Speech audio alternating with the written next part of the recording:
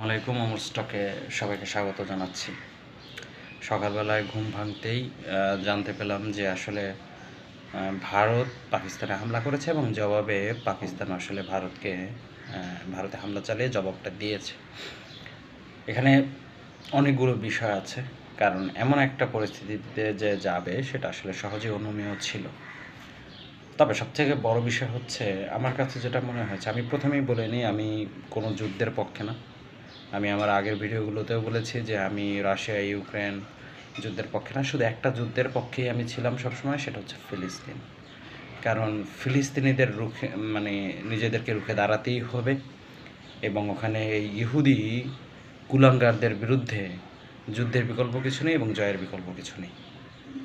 যাই হোক, সেদিকে যাচ্ছি না, কিন্তু পৃথিবীর আর কোনো যুদ্ধেই আমি পক্ষে নই। ভারত পাকিস্তানের যে যুদ্ধটা হবে এবং সেই যুদ্ধ বলতে গেলে এক ধরনের শুরু হয়েই গেছে, তবে আমার মনে হয় এবারের যুদ্ধ অতীতের সব কিছুকে ছাপিয়ে যাবে।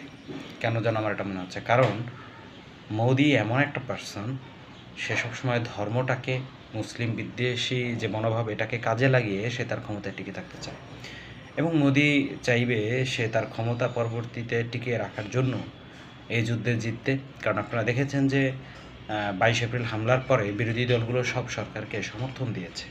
তার মানে কি? তার মানে হচ্ছে মোদি এই ব্রেন ওয়াশটাকে কাজে লাগিয়েছে এবং ভারতীয়রা অবশ্য পাকিস্তানের বিপক্ষে, মুসলিমদের বিপক্ষে সবসময় একজোট। এ ব্যাপারে অতীতেও আমরা প্রমাণ পেয়েছি। তো এখন কথা হচ্ছে যে ভারত যে হামলাটা চালালো, সেই হামলাটায় ক্ষয়ক্ষতি হলো কোথায়? সেই হামলাটা তারা চালালো লোকালয়ে এবং সেখানে নারী এবং শিশুসহ এখন পর্যন্ত 9 জন হতাহতের খবর পাওয়া গেছে এবং প্রায় 40 জনের মতো আহত। এবং সেখানে মসজিদে হামলা চালানো হয়েছে। এই যে ব্যাপারটা, অর্থাৎ ভারত ঘুরে ফিরে কিন্তু ওই মুসলিমের উপাসনালয় এবং ধর্মের যে আঘাত, এটা ভারত করে আসছে। ভারত এটা একটা নেক্কারজনক অভ্যাস। এই কুলাঙ্গার মোদির যেই মেন্টালিটি, এই শুয়োরের বাচ্চা সব সময় হলো যে মুসলিমদের অ্যাটাক করবে এবং ধর্মটাকে ব্যবহার করবে। পাকিস্তান তো আগে হামলা করেনি, এখন যদি পাকিস্তান পুরোদমে হামলা করে, যুদ্ধ পুরোদমে বাঁধে, সেই দায়ভার মোদির উপরেই পড়বে, এ ব্যাপারে কোনো সন্দেহ নেই। পাকিস্তান সরকার যথেষ্ট ধৈর্যের পরিচয় দিয়েছে এবং আমার মনে হয় এই যুদ্ধে শেষ পর্যন্ত পাকিস্তানে জিতবে।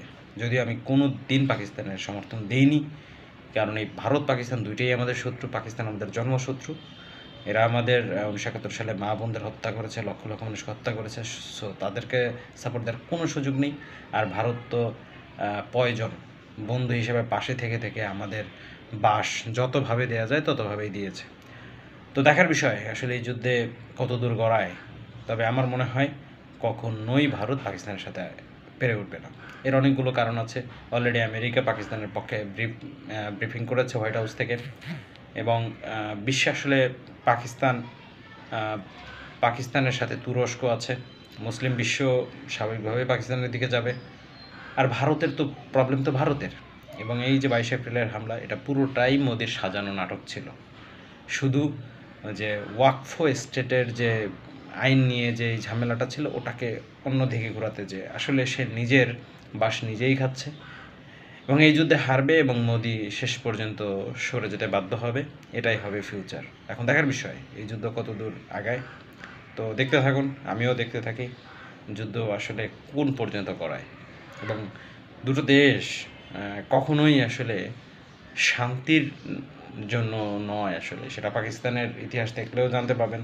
তারা আজ পর্যন্ত যে চলছে সেটা 1971 সালের যে তাদের অপকর্ম, সেই অপকর্মের পাপের খেসারত দিচ্ছে। আর ভারত তো পুরোটাই নষ্ট জাতি। যারা গোমূত্র পান করে তাদের ব্যাপারে আসলে খুব বেশি কিছু বলার নেই। এরা একটু মানসিকভাবে বিপদগ্রস্ত। তবে ভারতের সাধারণ জনগণের উচিত বেসিকটা বোঝা, ধর্ম নিয়ে আসলে খুব ঝামেলায় না যাওয়া, ধর্মকে ধর্মের জায়গায় রেখে পলিটিক্স করা, সব ধর্মের প্রতি সম্মান দেখানো এবং মুসলিমদের সাথে তাদের যে মানসিকতা, এটার উন্নয়ন ঘটানো উচিত। ভারতের স্বাভাবিক মানুষদের, সাধারণ মানুষদের আমাদের বাংলাদেশে দেখে এসে যাওয়া উচিত। যদিও কিছু মিডিয়া এবং ভারতীয় প্রোপাগান্ডা ছড়ায় এখানে আমাদের হিন্দু ভাইরা এবং আমরা মিলেমিশে যেভাবে থাকি, ওদের আমাদের ফলো করা উচিত। আমরা কখনোই কোনো দিন, আমার তো বেস্ট ফ্রেন্ড আছে হিন্দু, অনেকজন আছে, তাদের সাথে আমাদের ভাইয়ের মতো সম্পর্ক, বন্ধুর মতো সম্পর্ক, কিন্তু ওরা এটা করতে পারে না। ওদের মানসিক বিপর্যয় ঘটেছে অনেক আগেই। সুতরাং যাদের মানসিক বিপর্যয় ঘটেছে তাদের সামনে পরাজয় অবধারিত। তো দেখার বিষয়, লেটস সি কোন পর্যন্ত যায়, দেখতে থাকুন আর ওমর স্টকের সাথেই থাকুন।